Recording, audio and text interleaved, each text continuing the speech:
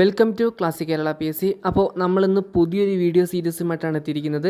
2024 PSC Indian ഭരണഘടനയിൽ നിന്ന് ചോദിച്ച എല്ലാ ചോദ്യങ്ങളും അതിൻ്റെ ആൻസേഴ്സും ഈ ഒരു വീഡിയോ സീരീസിൽ നമ്മൾ നോക്കുന്നതായിരിക്കും. PSC ഏത് ടോപ്പിക്കാണ് കൂടുതൽ ഫോക്കസ് ചെയ്ത് ചോദിക്കുന്നതെന്ന് നമുക്ക് ഈ ഒരു ക്ലാസ്സിലൂടെ നോക്കാം. അപ്പോൾ നമുക്ക് ആദ്യത്തെ ചോദ്യം നോക്കാം. ഇന്ത്യൻ ഭരണഘടനയിലെ ആമുഖപ്രകാരം ഇന്ത്യ എന്നാൽ താഴെ പറയുന്ന പ്രസ്താവനകളിൽ ശരി ഏതെന്നാണ് ചോദിച്ചിരിക്കുന്നത്. അപ്പോൾ 3 പ്രസ്താവനകൾ തന്നിട്ടുണ്ട്.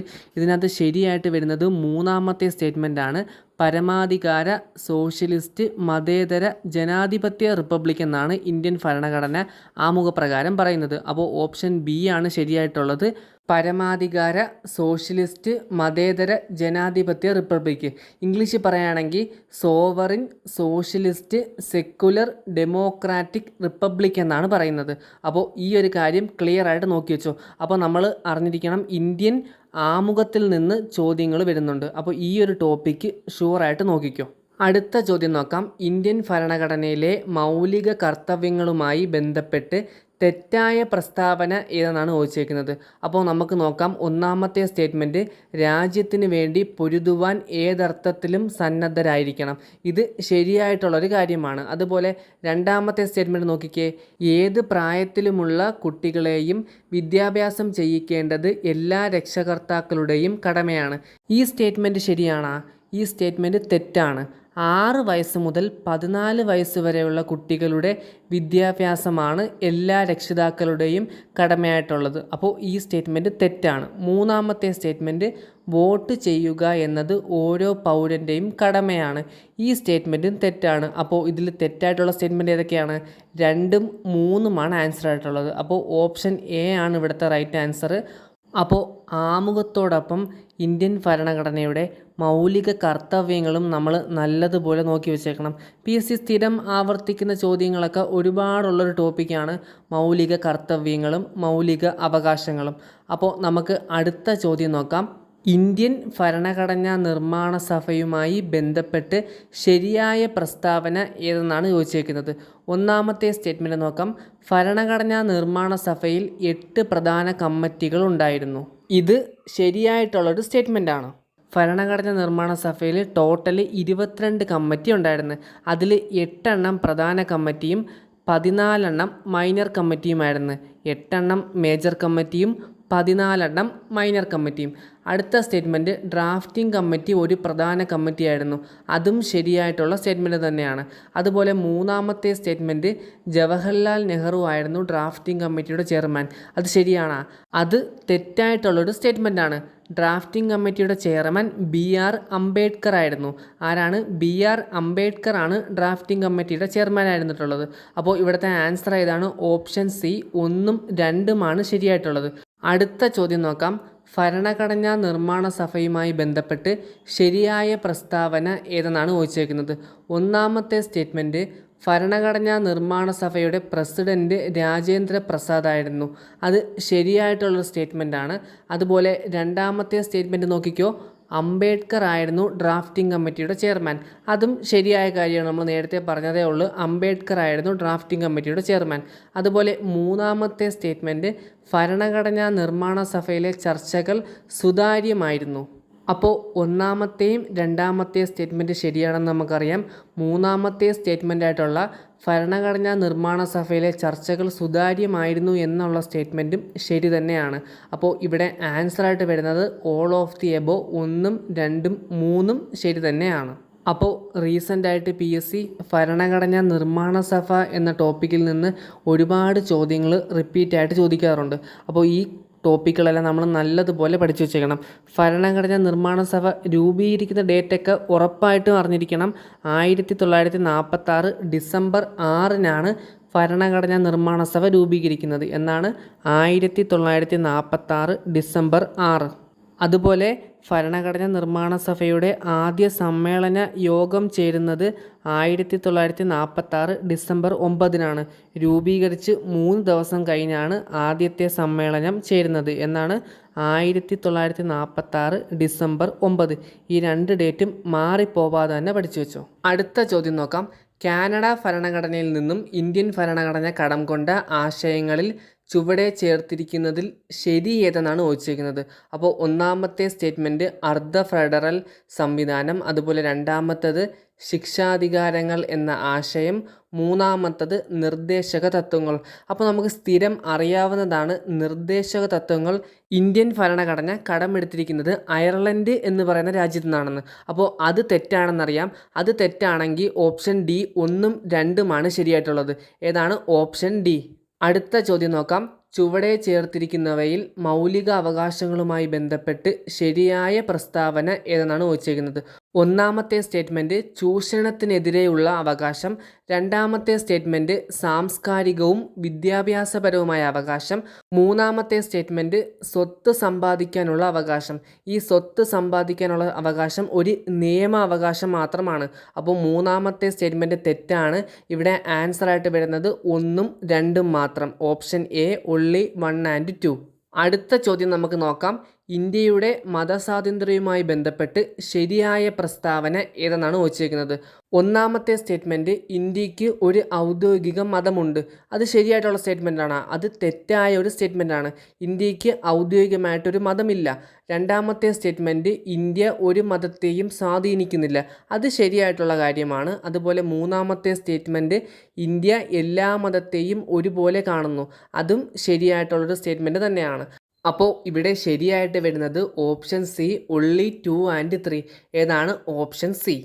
അടുത്ത ചോദ്യം നമുക്ക് നോക്കാം. ഇന്ത്യൻ ഭരണഘടനയിൽ 6 മുതൽ 14 വയസ്സ് വരെയുള്ള കുട്ടികൾക്ക് സൗജന്യവും നിർബന്ധിതവുമായ വിദ്യാഭ്യാസം മൗലിക അവകാശമാണ്. ഭരണഘടനയുടെ ഏത് അനുച്ഛേദമാണ് ഈ വിദ്യാഭ്യാസ അവകാശം ഉൾപ്പെടുത്തിയിരിക്കുന്നത്? ഇത് നമ്മൾ നേരത്തെ ഡിസ്കസ് ചെയ്ത കാര്യമാണ്. ഓപ്ഷൻ സി അനുച്ഛേദം 21A ആണ് ആൻസറായിട്ട് വരുന്നത്. ഏതാണ്? ഓപ്ഷൻ സി അനുച്ഛേദം 21A. അടുത്ത ചോദ്യം നോക്കാം. ഇന്ത്യൻ ഭരണഘടനയിൽ മൗലിക കർത്തവ്യങ്ങളെക്കുറിച്ച് പ്രതിപാദിക്കുന്നത് ഏത് ഭാഗത്താണ്? ഇതും നമ്മൾ നേരത്തെ പറഞ്ഞ കാര്യം തന്നെയാണ്. ഓപ്ഷൻ ബി ഭാഗം 4A ആണ് ഇവിടുത്തെ ആൻസർ. ഏതാണ്? Option B. അടുത്ത ചോദ്യം നോക്കാം. ദേശീയ ഗാനമായ ജനഗണമന രചിച്ചത് ആരാണ്? സിമ്പിളായ ചോദ്യമാണ്. ഓപ്ഷൻ എ രവീന്ദ്രനാഥ് ടാഗോർ ആണ് ജനഗണമന രചിച്ചത്. ആരാണ്? Option A Rabindranath Tagore. Next question. ദേശീയ ഗീതമായ വന്ദേമാതരം ആദ്യമായി പാടിയത് ഇന്ത്യൻ നാഷണൽ കോൺഗ്രസിൻ്റെ ഏത് സമ്മേളനത്തിൽ ആയിരുന്നു? ഇതും സിമ്പിളായൊരു ചോദ്യമാണ്. ഓപ്ഷൻ എ കൽക്കത്ത കോൺഗ്രസ് സമ്മേളനത്തിൽ വെച്ചാണ് ദേശീയ ഗീതമായ വന്ദേമാതരം ആദ്യമായിട്ട് ആലപിക്കുന്നത് എന്നാണ്. ഓപ്ഷൻ എ കൽക്കത്ത സമ്മേളനം. അതുപോലെ ദേശീയ ഗാനവും ആലപിക്കുന്നത് കൽക്കത്തയിൽ തന്നെയാണ്. ഓർത്തുവെച്ചോ, ദേശീയ ഗാനം ആലപിക്കുന്നത് 1911-ലും ദേശീയ ഗീതം ആലപിക്കുന്നത് 1896-ലും. ഇത് രണ്ടും കൽക്കത്തയിൽ വെച്ച് തന്നെയാണ്. അടുത്ത ചോദ്യം നോക്കാം. ദേശീയ പതാകയുടെ നീളവും വീതിയും തമ്മിലുള്ള അനുപാതം എത്രയെന്നാണ് ചോദിച്ചേക്കുന്നത്. ഓപ്ഷൻ ഡി ആണ് ശരിയായിട്ടുള്ളത്. 3:2. എത്രയാണ്? 3:2 ആണ് ഇവിടെ ആൻസറായിട്ട് വരുന്നത്. അടുത്ത ചോദ്യം നോക്കാം. ദേശീയ മനുഷ്യാവകാശ കമ്മീഷൻ നിലവിൽ വന്നത് ഏത് വർഷത്തിലാണ്? സിമ്പിളായ ചോദ്യമാണ്. ഓപ്ഷൻ സി 1993 ഒക്ടോബർ 12-നാണ് ദേശീയ മനുഷ്യാവകാശ കമ്മീഷൻ നിലവിൽ വരുന്നത്. അടുത്ത ചോദ്യം. ഇന്ത്യയിൽ വിവരാവകാശം നിലവിൽ വന്നത് ഏത് വർഷത്തിലാണ്? ഇതും സിമ്പിളായ ചോദ്യമാണ്. ഓപ്ഷൻ ബി 12 ഒക്ടോബർ 2005-നാണ് ഇന്ത്യയിൽ വിവരാവകാശ നിയമം നിലവിൽ വരുന്നത്. ഏതാണ്? Option B. അപ്പോൾ ഓർത്ത് വെച്ചോ, മനുഷ്യാവകാശ കമ്മീഷനും വിവരാവകാശ കമ്മീഷനും നിലവിൽ വരുന്നത് സെയിം ഡേറ്റ് ആണ്, ഒക്ടോബർ 12. വർഷം മാത്രം മാറും. അടുത്ത ചോദ്യം. ഇന്ത്യൻ ഭരണഘടനയിൽ ജീവിക്കുന്നതിനും വ്യക്തി സ്വാതന്ത്ര്യത്തിനുമുള്ള അവകാശത്തെപ്പറ്റി പ്രതിപാദിക്കുന്ന അനുച്ഛേദം ഏത്? ഓപ്ഷൻ ഡി ആണ് ഇവിടെ ആൻസറായിട്ട് വരുന്നത്. അനുച്ഛേദം 21. ഏതാണ്? അനുച്ഛേദം 21. അടുത്ത ചോദ്യം നോക്കിക്കോ. ദേശീയ മുദ്രയുടെ ചുവട്ടിൽ ആലേഖനം ചെയ്തിരിക്കുന്ന സത്യമേവ ജയതേ എന്ന വാക്യം ഏത് ലിപിയിലാണ് എഴുതിയിരിക്കുന്നത്? ഏതാണെന്നറിയാവോ? ഓപ്ഷൻ എ ദേവനാഗിരി ലിപിയാണ് ഇവിടെ ആൻസറായിട്ട് വരുന്നത്. ഏതാണ്? ദേവനാഗിരി ലിപിയിലാണ് സത്യമേവ ജയതേ എഴുതിയിരിക്കുന്നത്. അടുത്ത ചോദ്യം. താഴെ പറയുന്നവയിൽ ഇന്ത്യയുടെ ദേശീയ മൃഗം ഏതാണ്? ഇതൊക്കെ സിമ്പിളായ ചോദ്യമാണ്. ഓപ്ഷൻ ബി കടുവയാണ് ആൻസറായിട്ട് വരുന്നത്. ഇതിൻ്റെ കൂടെ തന്നെ ഒരു കാര്യവും കൂടി നോക്കി വെച്ചോ. ദേശീയ മൃഗമായിട്ട് കടുവയെ പ്രഖ്യാപിക്കുന്നത് 1973 എന്നാണ്. 1973 കടുവയെ ഇന്ത്യയുടെ ദേശീയ മൃഗമായിട്ട് പ്രഖ്യാപിക്കുന്നത്. അടുത്ത ചോദ്യം നോക്കാം. സ്വത്തവകാശം മൗലികാവകാശങ്ങളിൽ നിന്ന് എടുത്തു കളഞ്ഞ ഭരണഘടനാ ഭേദഗതി. ഓപ്ഷൻ ബി ആണ് ആൻസർ വരുന്നത്. 44-ാം ഭരണഘടനാ ഭേദഗതി. ഏതാണ്? 44-ാം ഭരണഘടനാ ഭേദഗതിയിലൂടെയാണ് സ്വത്തവകാശത്തെ മൗലികാവകാശങ്ങളിൽ നിന്ന് എടുത്തു കളഞ്ഞത്. നമ്മൾ നേരത്തെയും പറഞ്ഞ കാര്യം തന്നെയാണ്. അടുത്ത ചോദ്യം നോക്കിക്കോ. സംസ്ഥാനങ്ങളിലെ ഏറ്റവും ഉയർന്ന കോടതി ഏതാണ്? സിമ്പിളായ ചോദ്യമാണ്. ഓപ്ഷൻ സി ഹൈക്കോടതിയാണ് ആൻസർ ആയിട്ടുള്ളത്. ഏതാണ്? ഹൈക്കോടതി. Next question. ഭരണഘടനാ ഡ്രാഫ്റ്റിംഗ് കമ്മിറ്റിയുടെ അധ്യക്ഷൻ ആരായിരുന്നു? ഇതും നമ്മൾ നേരത്തെ പറഞ്ഞ കാര്യം തന്നെയാണ്. ഓപ്ഷൻ ബി BR അംബേദ്കർ ആണ് ഭരണഘടനാ ഡ്രാഫ്റ്റിംഗ് കമ്മിറ്റിയുടെ അധ്യക്ഷൻ. ആരാണ്? BR അംബേദ്കർ. അടുത്ത ചോദ്യം.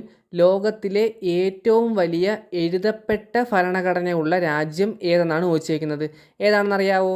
ഓപ്ഷൻ സി ഇന്ത്യയാണ് ലോകത്തിലെ ഏറ്റവും വലിയ എഴുതപ്പെട്ട ഭരണഘടനയുള്ള രാജ്യം. ഇതും നമ്മൾ നേരത്തെ ഡിസ്കസ് ചെയ്ത കാര്യം തന്നെയാണ്. ലോകത്തിലെ ഏറ്റവും വലിയ എഴുതപ്പെട്ട ഭരണഘടനയുള്ള രാജ്യവും അതുപോലെ ലോകത്തിലെ ആദ്യത്തെ എഴുതപ്പെട്ട ഭരണഘടനയുള്ള രാജ്യമൊക്കെ നമ്മൾ നേരത്തെ പറഞ്ഞ കാര്യം തന്നെയാണ്. ഇതിൻ്റെ കൂടെ തന്നെ ഒരു കാര്യം ഓർത്തു വെച്ചോ. ഭരണഘടനാ നിർമ്മാണ സഭ എന്ന ടോപ്പിക്കിൽ നിന്ന് PSC ഇപ്പം ഒരുപാട് ചോദ്യങ്ങൾ ആവർത്തിക്കുന്നുണ്ട്. ഏത് ടോപ്പിക്കാണ്? ഭരണഘടനാ നിർമ്മാണ സഭ. നല്ലതുപോലെ ഈ ടോപ്പിക്ക് നോക്കി വെച്ചോ. അടുത്ത ചോദ്യം നോക്കാം. ഭരണഘടനയുടെ ആമുഖത്തിൽ സൂചിപ്പിച്ചിട്ടുള്ള അടിസ്ഥാന ലക്ഷ്യങ്ങളിൽ ഉൾപ്പെടാത്തത് എന്നാണ് ചോദിച്ചിരിക്കുന്നത്. ഏതാണ്? ഓപ്ഷൻ ഡി മൗലിക അവകാശങ്ങൾ. ഇതും നമ്മൾ നേരത്തെ പറഞ്ഞ കാര്യമാണ്. ഓർമ്മയുണ്ട? ആമുഖത്തിൽ എങ്ങനെയാണ് പറയുന്നത്? പരമാധികാര സ്ഥിതിസമത്വ മതേതര ജനാധിപത്യ റിപ്പബ്ലിക് എന്നാണ് പറയുന്നത്. എങ്ങനെയാണ്? പരമാധികാര സ്ഥിതിസമത്വ മതേതര ജനാധിപത്യ റിപ്പബ്ലിക് എന്ന്. അപ്പോൾ ഈ കാര്യങ്ങളൊക്കെ PSC നല്ലതുപോലെ റിപ്പീറ്റ് ചെയ്ത് ചോദിക്കുന്നുണ്ട്. അപ്പോൾ ആമുഖവും നല്ലോണം തന്നെ നോക്കി വെച്ചോ. അടുത്ത ചോദ്യം നോക്കാം. സ്വത്തവകാശത്തെ മൗലിക അവകാശങ്ങളുടെ പട്ടികയിൽ നിന്നും ഒഴിവാക്കിയ ഭരണഘടനാ ഭേദഗതി. നമ്മൾ നേരത്തെ പറഞ്ഞ കാര്യമാണ്. ഓപ്ഷൻ ബി 44-ാം ഭരണഘടനാ ഭേദഗതി. PSC അടുത്ത ക്വസ്റ്റ്യൻ പേപ്പറിൽ ഇമ്പോർട്ടൻ്റ് ആയിട്ട് ആവർത്തിക്കുന്നത് കൊണ്ട് തന്നെയാണ് ഈ ക്വസ്റ്റ്യൻസ് നമ്മൾ റിപ്പീറ്റ് ചെയ്ത് ആഡ് ചെയ്തേക്കുന്നത്. അപ്പോൾ സ്വത്തവകാശം ഏതാണ്? 44. അടുത്ത ചോദ്യം നോക്കാം. ഇന്ത്യൻ പാർലമെൻറ്റ് ജമ്മു കാശ്മീർ പുനഃസംഘടനാ നിയമം അംഗീകരിച്ചത് എന്ന്. ഓപ്ഷൻ എ ആണ് ആൻസറായിട്ട് വരുന്നത്. 2019 ഓഗസ്റ്റ് 5 എന്നാണ്.